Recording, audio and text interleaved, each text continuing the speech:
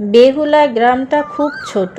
চারদিকে ধান ক্ষেত, মাঝে কাঁচা রাস্তা, কিছু ঘরবাড়ি আর একটা পুরনো কুয়ো, যেটা চারপাশে সন্ধ্যা হলেই ভিড় করে গুজব।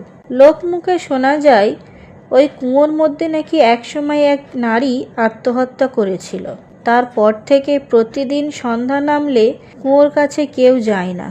কারো চোখে না দেখা গেলেও কানে শোনা যায় কান্নার আওয়াজ।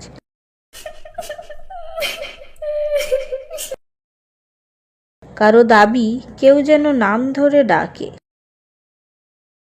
রাধা, রাধা। একদিন সন্ধ্যাবেলা গ্রামের স্কুলের শিক্ষক রাজীববাবু বাড়ি ফিরছিলেন। উনি শহর থেকে গ্রামে বদলি হয়ে এসেছেন কিছুদিন হলো। কুয়োর পাশ দিয়ে যাবার সময় হঠাৎ শুনলেন কারো ফিসফিসানো।